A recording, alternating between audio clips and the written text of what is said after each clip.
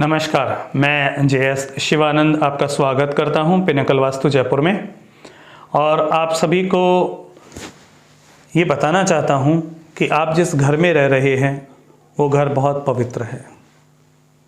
आप जिस घर की ऊर्जाओं के साथ रह रहे हैं वो ऊर्जाएं बहुत ऊर्जावान हैं, बहुत पवित्र हैं। अगर आप किसी भी प्रकार के कष्ट में हैं, दुख में हैं, दुखी हैं, कुछ भी सफलताएं, असफलताएं जो आपके जीवन में आती जाती हैं, हो सकता है आपके किसी दिशा में कोई ऐसा एंटी एलिमेंट हो जो वहाँ नहीं होना चाहिए। हो सकता है आपके घर का प्रवेश द्वार जहाँ होना चाहिए वहाँ ना हो, और कोई ऐसा प्रवेश द्वार जो ना खुलना चाहिए जो खुल गया हो, तो आपके जीवन में परेशानियाँ आ रही होंगी।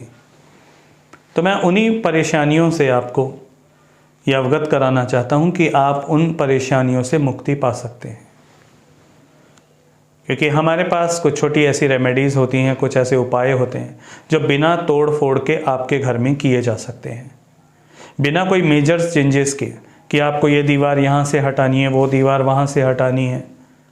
बिना तोड़ फोड़ के आप उन्हें बहुत सरलता से बदल सकते हैं, क्योंकि ये केवल ऊर्जाओं के खेल हैं, दीवारों को बदलने के खेल नहीं। ब्रह्मांड की जो कॉस्मिक एनर्जी बह रही है वो आपके घर में बहते बहते बहते बहते जहाँ से भी उसको एक लगता है कि मुझे यहाँ से एंटर करना चाहिए, वो एंटर करती है। लेकिन यदि वो एंट्रेंस आपका गलत जगह पर है तो वो ऊर्जाएं उस एंट्रेंस के साथ इफेक्ट होते हुए आपके जीवन में आती हैं और आपको वो प्रभावित करती हैं।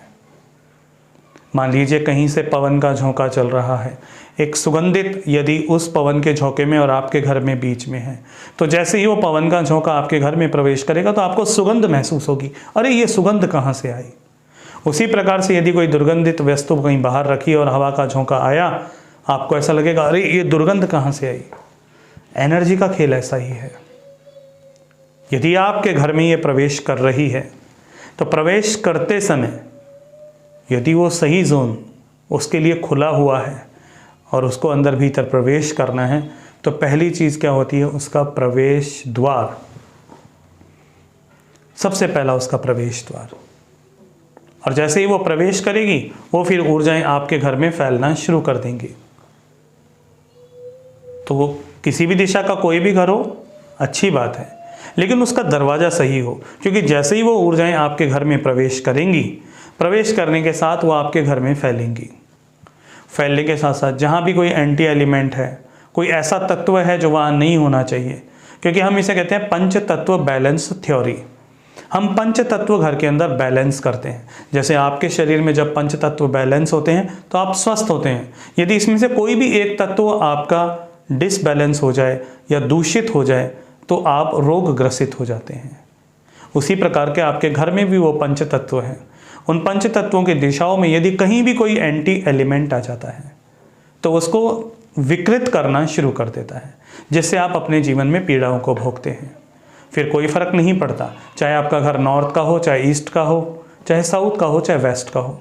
लेकिन यदि सही ऊर्जाओं का प्रवेश सही तरीके से हो रहा है और सही एलिमेंट सही जगह पर हैं, तो आप अपने जीवन में एक सुखद और समृद्धता को अनुभव करेंगे।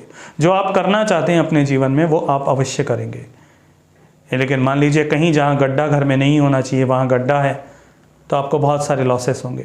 हो सकता है आपको कैश लॉस हो जाए, हो सकता है कुछ भी XYZ जो नहीं होना चाहिए वो हो जाए।